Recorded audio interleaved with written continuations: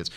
So Adam Schiff wants to create this whole thing about Donald Trump was colluding with the Russians and helping them to defeat Hillary Clinton. Absurd. It's absurd. I mean, I just don't believe it. I'm not saying there was no communication, but the proof, they've been investigating it now since July.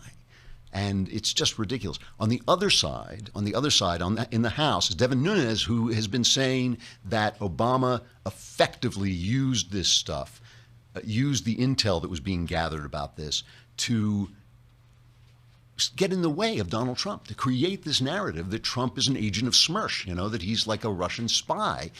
And the other day, one of Obama's one of the people in the Obama administration blurted out on Morning Joe that this was essentially true. And I haven't seen anybody covering this. It just kind of came out by accident, right? So we'll get back to that in just a while.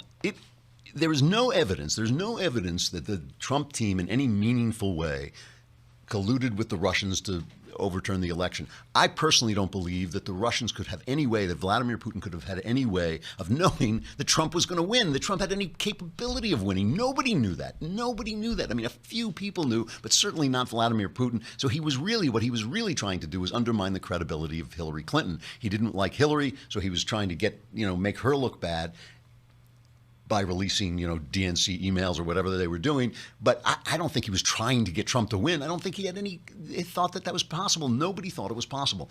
But the real crime, the one thing that we know is a crime, is the leaking of Michael Flynn's name from a wiretapped, a wiretap conversation with the Russian ambassador. You're allowed to wiretap the Russian ambassador, but if an American gets caught up in that, you have to mask his name, and they unmasked it. And obviously, the Obama administration made this easier to do by disseminating the unmasked information to people, all right? So I mentioned this yesterday. Michael Doran wrote this great piece in The Hill. He says, the leaking of Flynn's name was part of what can only be described as a White House campaign to hype the Russian threat, and at the same time to depict Trump as Vladimir Putin's Manchurian candidate. On December 29th, Obama announced sanctions against Russia as retribution for its hacking activities. From that date until Trump's inauguration, the White House aggressively pumped into the media two streams of information, one about Russian hacking, the other about Trump's Russia connection. In the hands of sympathetic reporters, the two streams blended into one. That is what they were doing. And Duran put out a tweet today saying every reporter knows this because every reporter was getting phone calls from the Obama administration saying, you're going to write about this, right? You're going to write about the Russian connection. So Emily Farkas, Deputy Assistant Secretary of Defense for Russia, Ukraine, Eurasia under Obama, right, was with Mika Brzezinski on Morning Joe. And if you watch this, if you're watching this on video, watch her eyes, because as she's speaking, you can tell she's thinking, wait, should I be saying this? And she basically says it's all true that Obama was spying on Trump. Here it is.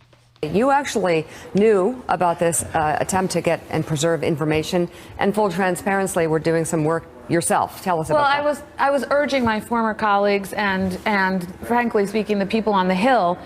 It was more actually aimed at telling the Hill people, get as much information as you can, get as much intelligence as you can before President Obama leaves the administration, because I had a fear that somehow that information would disappear with the senior people who left. So it would be hidden away in the bureaucracy, that the Trump folks, if they found out how we knew what we knew about the Trump staff's dealing with Russians, that they would try to compromise those sources and methods, meaning we would no longer have access to that intelligence. So I became very worried because not enough was coming out into the open, and I knew that there was more. We have very good intelligence on Russia. So then I had talked to some of my former colleagues, and I knew that they were trying to also help get information to the Hill. All of this was leaking out into the press until the moment when Donald Trump tweeted, "Oh, they wiretapped me at Trump Tower," and then all of a sudden, no, that didn't happen. But